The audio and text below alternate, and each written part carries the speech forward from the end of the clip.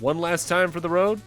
Hello everyone and welcome back to Let's Play Shovel Knight Treasure Trove. Technically last time, as long ago as it was, we finished off the Spectre of Torment campaign, the 3 of the 4 present within Treasure Trove itself. And it's kind of wild thinking back.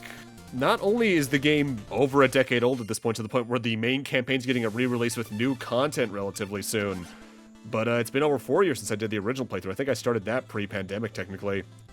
So at this point, we've dug our way through the secrets of Shovel Knight's past in his own campaign, found the truth of love as Plague Knight in his campaign, Plague of Shadows, and finally remembered the tragedy of the past as Spectre Knight in Spectre of Torment.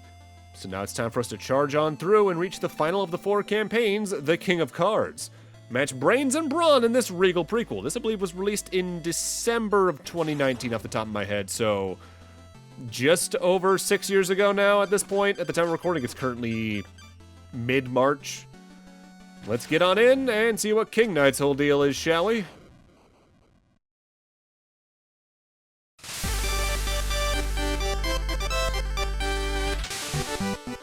Long ago, the lands were untamed and roamed by legendary adventurers. By all appearances, peace has flourished, and carefree new pastimes have taken hold. A card game called Joustus has swept the land, and with it, word of a grand tournament.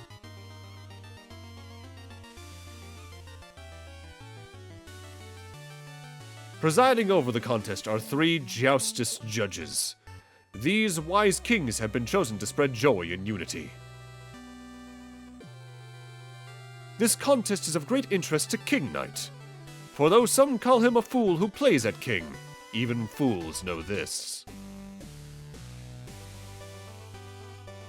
Whoever defeats all 3 Joustus judges will win an incredible treasure and be crowned King of Cards.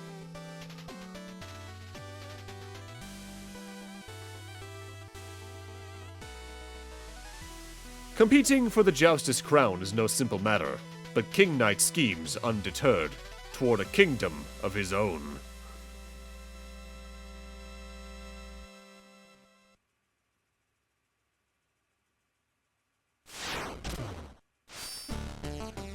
So, King Knight is probably the most unique feeling of all 4 of the main playable characters. As while Shovel Knight kind of has a lot of Megaman and Belmont in his veins, Plague Knight kind of feels like a bouncy character to play as platforming-wise, and Spectre Knight's kind of adjacent to Zero from the Extreme games.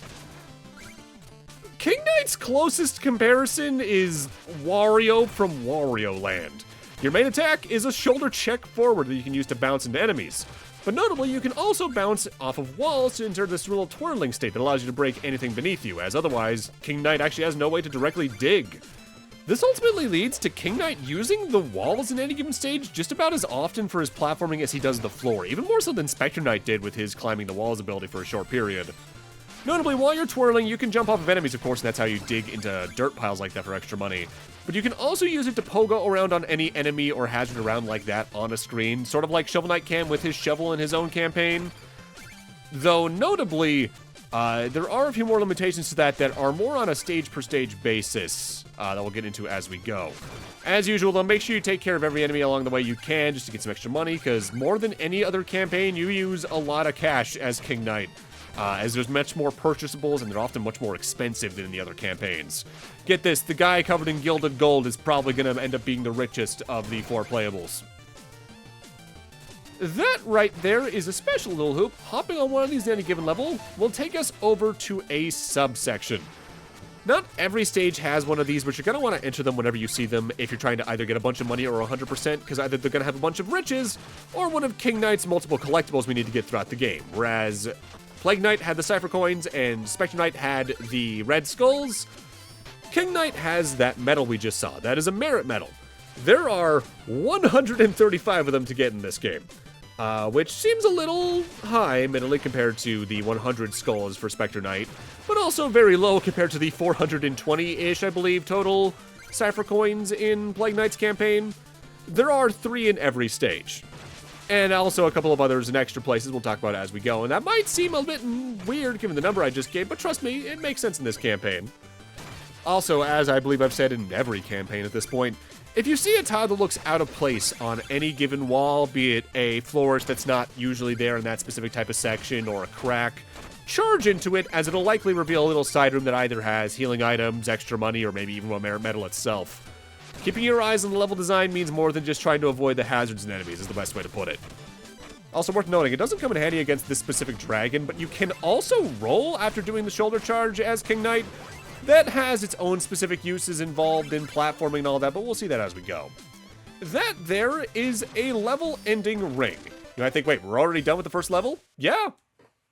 But that's because there's far more levels in King of Night than there are in any of the other 3 campaigns. Effectively, what they did is they split any given level that is in the other 3 campaigns into 3 smaller levels. Ultimately, stage time-wise, it's about equivalent, but it allows them to actively play with each of the individual mechanics within a stage to greater effect, or tutorialize them a little better in some cases even. For instance, in this stage, we're getting introduced to a secondary type of wall. You see, King Knight can only twirl bounce off of walls that aren't coated. So any of the walls here that have moss on them, you can shoulder charge into them, yeah, but you're not going to bounce off of them to do the twirl and dig through blocks or destroy enemies or all that. You can only do that off of bare walls that show the dirt. Every single level aesthetic is going to have some version of this, so this is a very foundational mechanic to get used to. And on a first one, it might be a little hard to tell which surfaces you can and can't bounce off of, but it becomes second nature pretty quickly in my personal experience. Mind you, everyone's personal experience with how they absorb game mechanics and information is going to be radically different, as I've seen even very recently on the stream side of things due to the games I've been playing over there. On that note, speaking of technology, if I sound a little different and the game's quality looks a little different than normal, that's because I'm actually playing with some settings at the moment, as this is the first LP I recorded footage for and the first LP I'm doing commentary for entirely on my newest PC. And what's interesting is this is actually the first tower I've had since like an old Dell tower in like 2008 to 10. Every computer I've actively done stuff on the channel on prior to this was a HP laptop. And now I'm working off of a like Asus motherboard with a pretty high level AMD CPU and all that. Not the highest level game to stress test it, but it's more to achieve a baseline of what I can get going with the settings without having to worry about redoing something that's a little more intensive. I do play with the settings a little bit with every specific recording moving forward. I'm not quite at the point where I'm entirely satisfied with it. I'm trying to get a little higher quality than I had on the last laptop, for instance.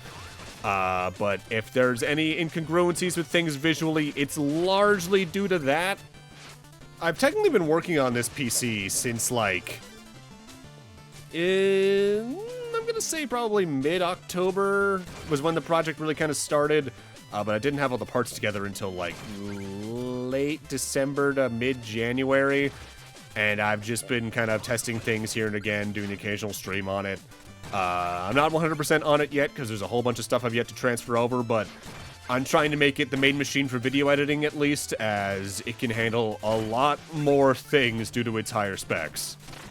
Largely, the second Planes of Passage level is, well, just a secondary tutorial to give you more information about how King Knight can interact with the environment around him, but from here, we're moving on to the full stages.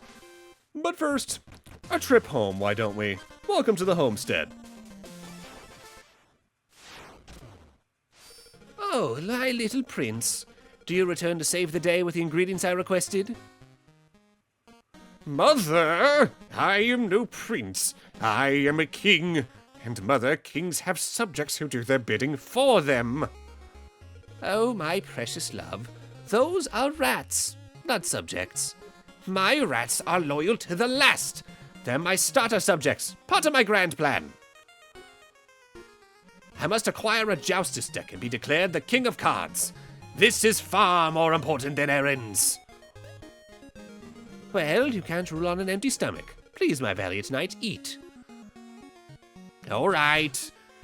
King Knight's mom is this game's health and mana shop, effectively. For a certain amount of gold, she'll give you pies and increase your health by a total of 1 full heart, up to, I believe, the total of 10. And later on, she'll also allow you to spend merit medals at her to get a secondary type of food that increases your total vigor from a minimum of 30 up to a maximum of 100. Vigor is this game's mana, so you need it to use any given sub-weapon that we find throughout the campaign. Not that we have any right now, but we will relatively soon. For right now, though, hidden ladder right there, dig up to the roof and find yourself the merit medal hidden within the homestead. And so we can move on to our next destination, and as well as our next level, welcome to the Plains, the Spectral Ravine. I know that portrait on the bottom right. This level is going to have our first boss fight. So what's new in this stage are these lanterns. Lanterns effectively act as an item you can both dash into and twirl off of, but they're gonna play with their placement as we get through this level. They'll start swinging them from place to place. They'll have some directly above anomalous pits and all that, so you need to kind of really use this to learn the relative distance you can travel with King Knight in mid-air. And not for nothing, you can get some pretty good air on him horizontally if you're good about using his charge at the right time at the last second before a pit or anything like that. Though something I haven't mentioned yet when it comes to King Knight's spinning and dashing. You can actively combo your spins into another dash, but only after you've spun off the top of something. If you charge into a wall and spin off of a lantern, you can then do another shoulder charge in midair, but you can't say go right into another shoulder charge immediately after charging into something. You gotta let that cool down moment happen. Finding things you can combo off of one platform from another is another very key thing for getting through this campaign pretty smoothly. Not that it's gonna be smooth to begin with. I honestly do think King Knight probably is the hardest campaign to do everything in out of all 4. Mind you, that's also because despite him having the shortest levels, he has the most levels, but also just the most game to his campaign. My average playthrough of, say, Shovel of Hope or Spectre Torment's like 3 to 4 hours. The save file by the end of this campaign is almost at 8. Admittedly, there is some editing out of footage there. There's a lot of editing out footage involved there, technically.